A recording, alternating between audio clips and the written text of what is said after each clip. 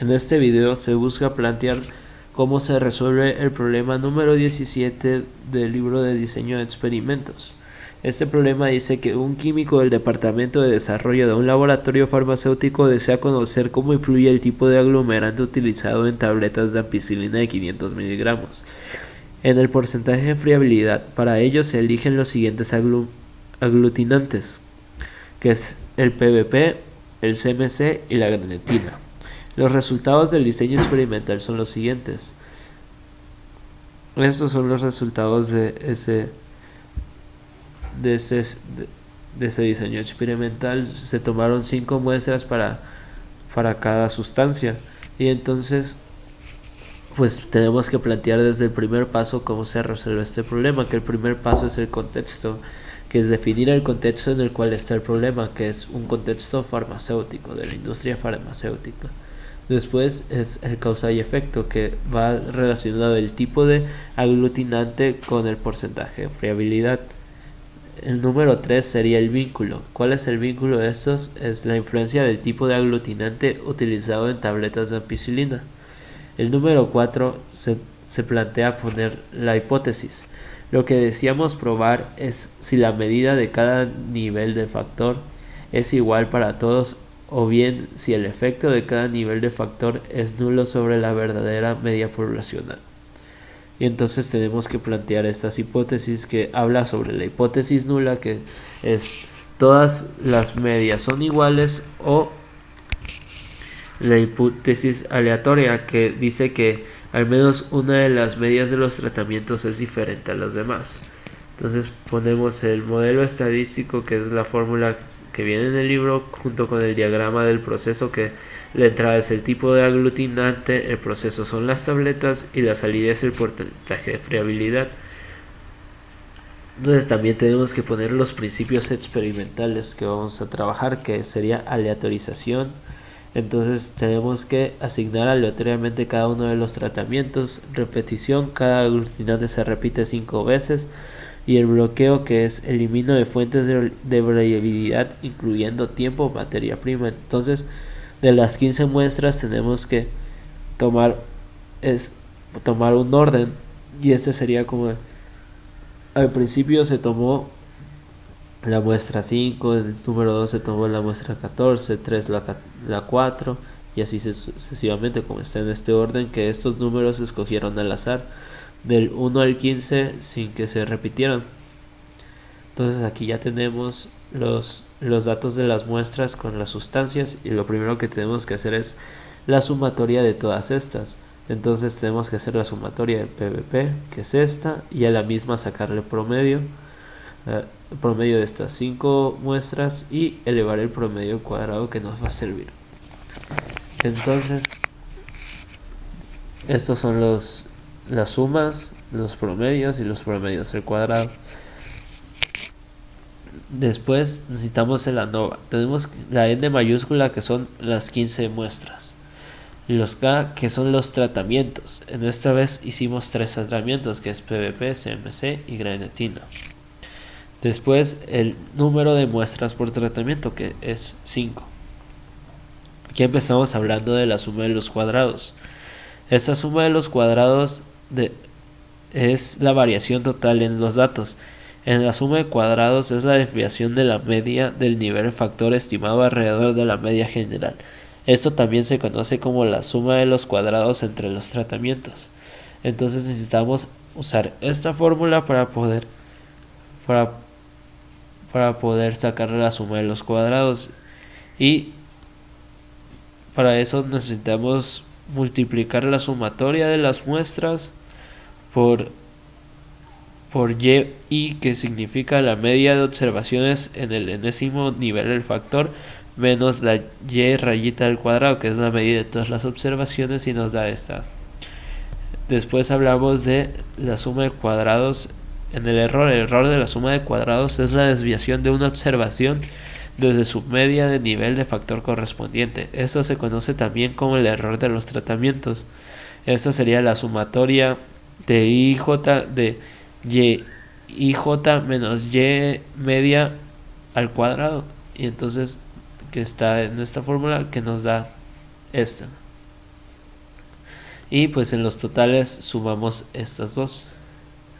Después tenemos que hablar sobre los grados de libertad, que esto indica el número de los elementos independientes en la suma de cuadrados. Los grados de libertad son para cada componente del modelo SON y del factor.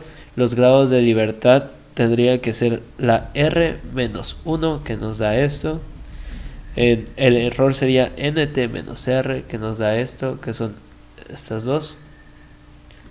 Y en este sería el 15 menos 1 y nos va a dar esto. Después seguimos con la siguiente columna, que es cuadrados medios, que la fórmula dice que el cálculo del cuadrado medio del factor sigue de factor CM, sería el error de la suma de cuadrados con el error de los grados de libertad, que es este valor que nos va a dar, y en este sería igual sería la suma de cuadrados del tratamiento entre los grados de libertad del tratamiento, y en este la suma de cuadrados del error menos los grados de libertad del error. Y ahora para la fórmula del valor f, que la fórmula dice que los grados de libertad del numerador son R1 y los grados de libertad del denominador son NT menos R, que sería la división de estos dos valores. Y para el último factor utilizaríamos la fórmula de la imagen. Entonces ahora seguimos con el diagrama de caja y bigotes, que es el punto 10, donde tenemos que escoger por cada aglutinante el valor mínimo que nos dio en las 5 muestras, que este sería el punto 73, que es este valor, y el máximo, que es punto 485, que es este. Y para esto tenemos que sacar el primer cuartil, el tercer cuartil y la mediana, que es el valor que está en medio si ordenamos del menor a mayor estos 5 valores. Entonces la mediana nos da 0.205. El primer cuartil tenemos que es la suma de este resultado más este entre 2, y el tercer cuartil de este más este entre 2. Entonces, para hacer el diagrama de bigotes, la línea negra representa los valores del mínimo a máximo, que es el 0.073 que empieza aquí, y el máximo 0.485 que termina aproximadamente aquí. El primer cuartil es donde inicia la caja de este diagrama, que es el 0.117, y termina la caja en el tercer cuartil, que es en el 0.345, con la mediana, que la mediana es el valor que está a la mitad si ordenamos del menor a mayor los 5 valores de nuestras muestras, que vendría siendo aquí. Así sucesivamente para la CMC, que aquí está su diagrama de caja de bigotes. Este valor es este el de acá, la caja, que son los cuartiles que van de aquí a acá, y la mediana, que es la raya naranja. Igual que con la grenetina, que tenemos estos valores y tenemos este diagrama. Ahora en la gráfica de medias, pues empezamos haciendo esta fórmula, que es la del LSD, que nos va a dar el valor del LSD. Estas son las sumas de los valores en las muestras. Aquí esta es la suma son los promedios de las 5 muestras, que este vendría siendo esta sería el promedio de la CMC y el promedio de la grenetina. Y entonces lo que tenemos que hacer es restar estos valores como con estas fórmulas de la Y' de PVP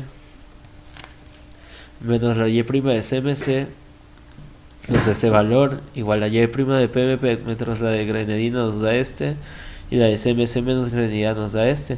Y estos tres valores nos vamos a comparar con el valor del LCD para poder hacer la prueba, en la cual nos indica que si este valor es mayor que el valor que nos dio el LCD, es una muestra significativa, y si es menor serían no significativas.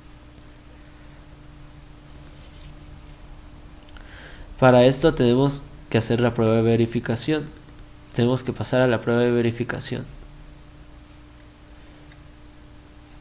la cual en la prueba de verificación tenemos que sacar los residuales, y entonces estos se sacan restando las muestras con los predichos. Se preguntarán qué es el predicho. El predicho es el promedio de las 5 muestras. Entonces sería restar este menos el promedio, este menos el promedio, este menos el promedio, y así para todos los aglutinantes y sus muestras. Y nos van a dar estos valores. Estos valores que serán usados para la prueba de normalidad, donde tenemos que tomar estos 15 valores y ordenarlos del menor a mayor y asignarles un rango. Como son 15 muestras, el rango va a ir del 1 al 15. Y entonces tenemos esta fórmula de la normalidad, que es el rango I menos 0.5 sobre la normalidad.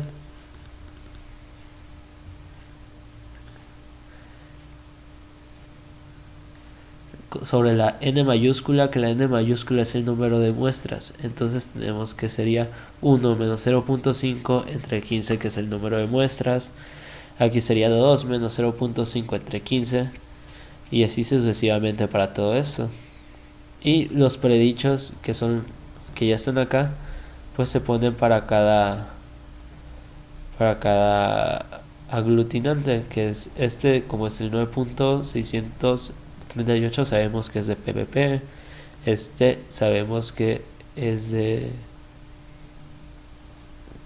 este es el de PVP, y el de 9.638 es el de CMC, y así todos los predichos. Aquí saqué los porcentajes para poder ayudarme a hacer la tabla de normalidad, que serían estos números multiplicados por 100 para poder sacar el porcentaje.